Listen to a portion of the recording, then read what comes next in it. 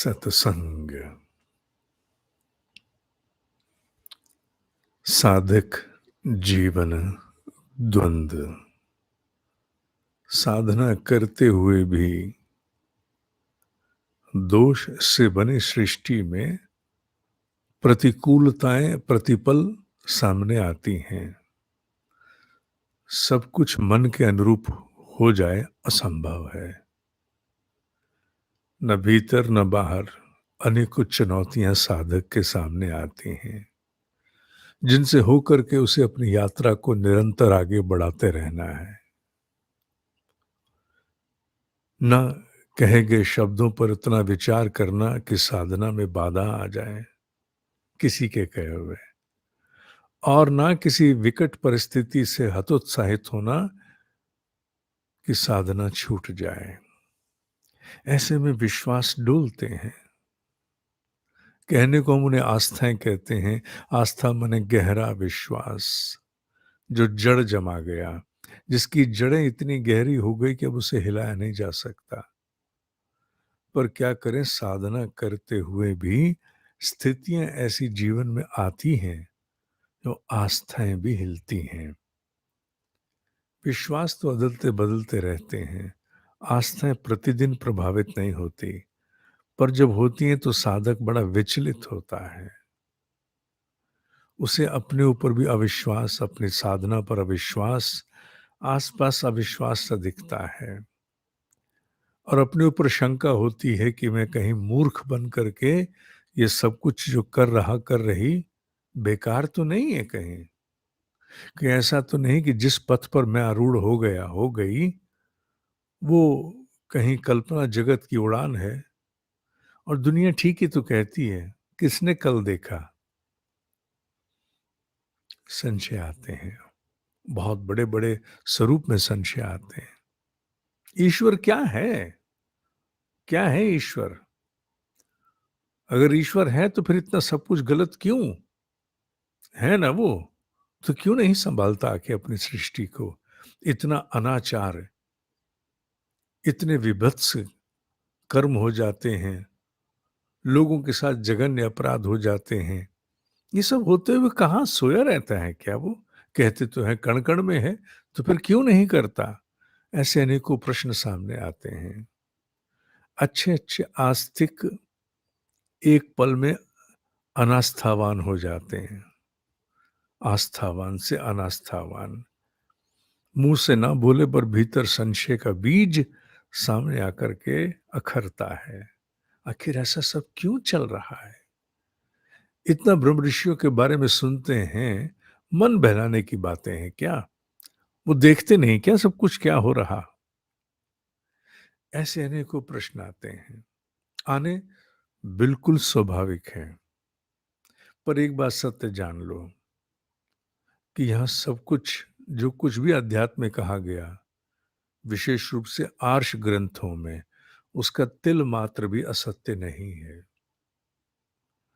जिसे हम ईश्वर कहते हैं, उस शब्द की व्याख्या करना आरंभ करें तो शब्द से तो काम बनने वाला नहीं है।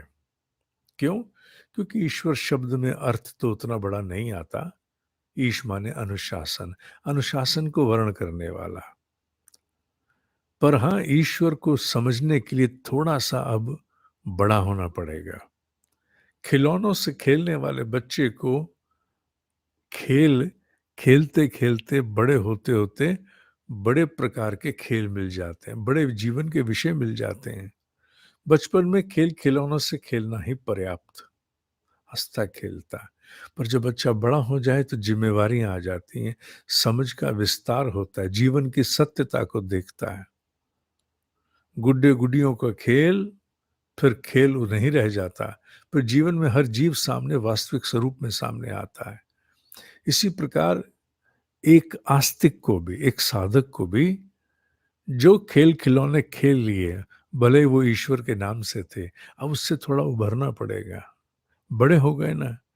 जीवन की यथार्थता और बचपन के खेल में भेद तो है, पर जीवन की यथार्थता भी महत्वपूर्ण है जितने महत्वपूर्ण बचपन के खेल। उसी प्रकार ईश्वर के प्रति जो समझ विकसित हुई पहले, और जब तुम बड़े हो रहे हो, साधना में आ रहे हो, तो तुम्हारी ईश्वर के प्रति समझ को विस्तार चाहिए। सर्वम खलु इदम ब्रह्म, खलविदम ब्रह्म भी कहते हैं, सभी कुछ केवल ब्रह्म है, ये छांदोग्य उपनिषद कहता है। अब हम ईश्वर के प्रति अपने समझ को विस्तार दे रहे हैं, हम बड़े हो रहे हैं ना, बड़े हो रहे हैं, व्यवहारिकता में आ रहे हैं। हाँ, सब कुछ जो खेल खेलते थे उनको नकार नहीं रहे हम लोग। जो गुड्डे गुड्डियों के साथ चलता था, जो कार्टून्स देखते थे, जो भी करते थे, उन्हें कोई नकारना नहीं है, सब कुछ स्वीकार्य है। पर सब कुछ स्वीकार करते हुए एक बड़ी समझ को प्राप्त होना है। उपनिषदों की समझ को प्राप्त होना है ना, सभी कुछ ब्रह्म है। ठीक है, कह दिया, इतने वर्ष से बात बनेगी। ध्यान रहे, तुम साधक हो, तुम सामान्य व्यक्ति नहीं हो। सामान्य व्यक्ति तो हर बात पे प्रश्न खड़े करके शंकाओं में चला जाएगा, पर साधक, साधक का मतलब, क्योंकि तुम अनुभूत स्तर पर जाते हो, तुम अनुभव करने के लिए भीतर यात्रा करते हो, इसलिए तुम में और सामान्य में भेद है। सामान्य बुद्धि के धरातल पर भेद विभेद में, विवेचनाओं में उलझ करके रह जाएगा, आगे नहीं जाएगा, वो मन के मंडल में जकड़ा हुआ।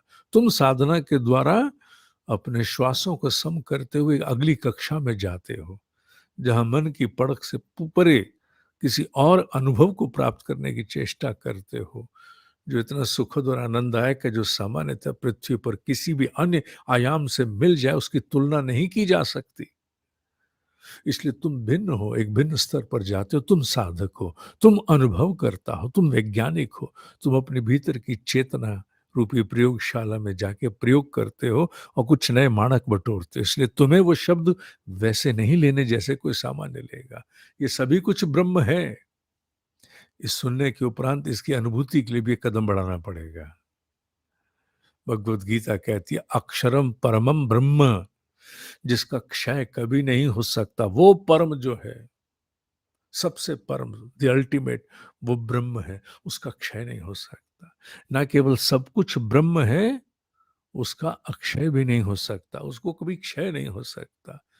तैत्तिरीय उपनिषद कहता है, सत्यम ज्ञानम अनंतम ब्रह्म, जो सत्य है अर्थात जिसे कोई बदल नहीं सकता, जो है, रहेगा, होता आया है, वो सत्य है। जो ज्ञान का स्वरूप है, विज्ञान का स्वरूप है, वो ब्रह्म है। अर्थात वो कोई अंधविश्वास नहीं है, वो कोई कपोल कल्पना नहीं है, वो कोई मान्यता भ्रम नहीं है, वो विज्ञान है, वही ब्रह्म है। ये तैत्तिरीय उपनिषद ने कहा। ब्रह्म शब्द से बना है ये ब्रह्म, ब्रह से बना, अस्तार, जिसका निरंतर विस्तार होता चला जा रहा, निरंतर विस्तार होता जा रहा। ये उपनिषदों में और गीता में इस प्रकार की समझ ब्रह्म के स्वरूप पर आती है, क्योंकि हम ईश्वर से ऊपर ब्रह्म की ओर चले गए।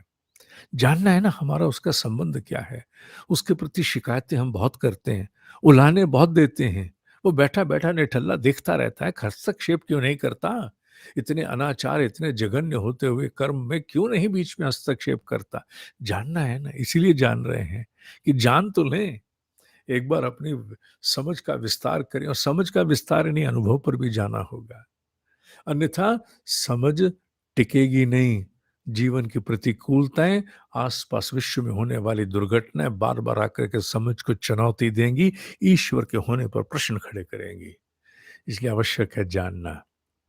उपनिषदों ने कह दिया सब कुछ ब्रह्म है, वो अक्षय है, उसका क्षय नहीं हो सकता। वो ज्ञान विज्ञान है, वो सत्य है, वो ठीक है, ये मान लिया। पर इससे आगे हमें और भी तो जाना है, क्योंकि हम मनुष्य हैं। ये शब्द सुनने में अच्छे लगते हैं, पर अपने टिकने के आधार देना होगा। एक बात तो पक्की है कि ईश्वर अपरिवर्तनीय है, सब कुछ का आधार वही है, सब कुछ का आधार है, वो सर्वव्याप्त है, वो विज्ञान स्वरूप है, वो होते हुए भी निर्गुण है, निराकार है और निर्लिप्त है। इन बातों को तो मान के आगे बढ़ना पड़ेगा। 2+2 = 4, इसके बाद जाकर के 4 से फिर आगे गिनती शुरू करेंगे ना। इतना तो मान जाओ कि 2 में 2 जोड़ा 4 हो गए। वो निराकार है, वो निर्लिप्त है, वो निर्गुण है, वो सर्वव्याप्त है, सब जगह पर है। वो केवल एक अनुशासन मात्र ही मत मान लेना, इसे जानने के लिए बुद्धि को एक विस्तार देना पड़ेगा, जो बुद्धि केवल रिश्तों में, नातों में, स्वरूप में है। ईश्वर को भी उसने अभी तक स्वरूप से तो जाना है।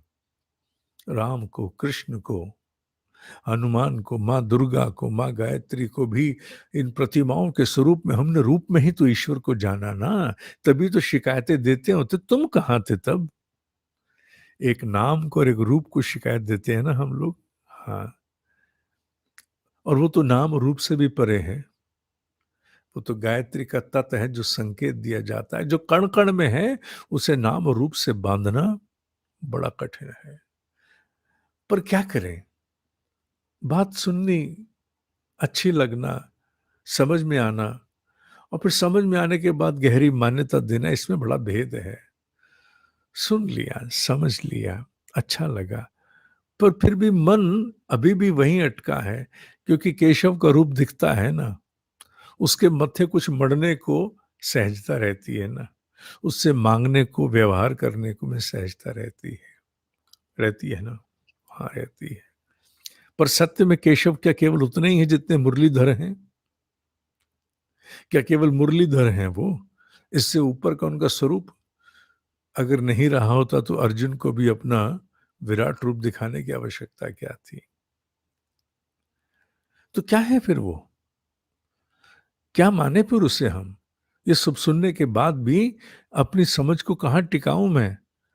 सुनने के बाद तो अच्छा लगा, पर कंफ्यूज ज्यादा भी हो गए, समझ नहीं टिकी। ईश्वर महाचेतना रूपी एक प्रवाह है। जब तुम ध्यान की गहराइयों में जाते हो तो चैतन्य स्वरूप में अपने आप को अनुभव करते हो, जहां और कुछ नहीं होता, बस तुम्हारे होने का आभास होता है। वो तुम्हारा और चैतन्य स्वरूप का प्राथमिक परिचय है, प्राथमिक, द प्राइमरी। वही होने का स्वरूप तुम्हारा तुम्हारे भीतर है, तुम तक सीमित है। पर वही स्वरूप जब कण कण में अनुभव करो, कण कण में अनुभव करो चैतन्य स्वरूप, वो ब्रह्म है। वो चैतन्य स्वरूप कण कण में है, कोई कण नहीं जहां वो नहीं है। वो हर जगह है, और उस हर जगह होते हुए ईश्वर ने एक रचना रची। क्यों रची इसका उत्तर कोई नहीं जानता, पर एक रचना रची, और रचना को रच करके उसने एक नियम बना दिया, क्रिया प्रतिक्रिया। हर क्रिया की एक प्रतिक्रिया होगी, हर कर्म का एक फल होगा। कोई अगर कोई गलत कार्य पहली बार करता है, या किसी के साथ पहली बार कोई गलत कार्य होता है, इसका अर्थ ये नहीं कि सब कुछ यहीं समाप्त। बहुत से कहते हैं उसके साथ बुरा हुआ, उसने ऐसा क्या किया था। ना हम उसका अतीत जानते और ना भी ये जानते कि जो उसके साथ हुआ वो पहली बार हुआ, और जिसने किया वो वहां से बच पाएगा? नहीं बचेगा। हर क्रिया की प्रतिक्रिया है, ये ईश्वर का सिद्धांत है। कण कण में व्याप्त ब्रह्म ने इस अनुशासन को बना करके सृष्टि रच दी कि हर क्रिया की प्रतिक्रिया है। हाँ, ये बात ठीक है, जब वो क्रिया होती है, अगर अप्रिय होती है, प्रिय नहीं लगती है, दुख होता है, तब प्रश्न खड़े होते हैं। तो जान लेना चाहिए कि हो सकता है कि वो क्रिया या तो उसके साथ किसी अन्य कर्म का परिणाम अथवा प्रथम बार हुई, और जिसका न्याय होगा। यहां अन्याय के लिए कोई स्थान नहीं है। ब्रह्म की रची हुई सृष्टि में अन्याय का स्थान नहीं है। जिसके साथ पहली बार भी गलत हुआ, न्याय उसको भी मिलेगा, पूरे कंपेंसेशन के साथ। पृथ्वी पर आंखों में धूल झोंक सकते, लेकिन रचयिता की सृष्टि में जो कण कण में व्याप्त धूल नहीं झोंकी जा सकती। कितना भी अप्रिय, दुर्घटना संपूर्ण क्रम रहा हो, पर जान लेना, न्याय होगा। न्याय से परे कोई नहीं बच सकता। क्या हुआ, क्यों हुआ, इसके अनेक और भी कारण हो सकते हैं। बहुत सी गुह्यता है, अनाचार है, नकारात्मकता है। कई कारणों से मनुष्य अपने सामूहिक मन से भी खड़ा कर देता है। व्यक्ति का मन केवल व्यक्तिगत नहीं है, सामूहिक मन के अनुसार भी तो हम आचरण करते हैं ना। देखा देखी सब कर रहे, हमने भी गलत कर दिया, कर तो हमने भी दिया, भुगतना हमको भी पड़ेगा, और सामूहिक स्वरूप को भी भुगतना पड़ेगा। क्योंकि क्रिया की प्रतिक्रिया इस सिद्धांत है ब्रह्म का। मेरा और ब्रह्म का रिश्ता एक ही है, क्रिया और प्रतिक्रिया का। क्या रिश्ता है मेरा उसका? क्रिया की प्रतिक्रिया। हर क्रिया की एक प्रतिक्रिया होगी जो अकाट्य है, जिसे बदला नहीं जा सकता। आज के लिए इतना ही। ओम ही सत्य है, ओम ही सत्य है, ओम ही सत्य है।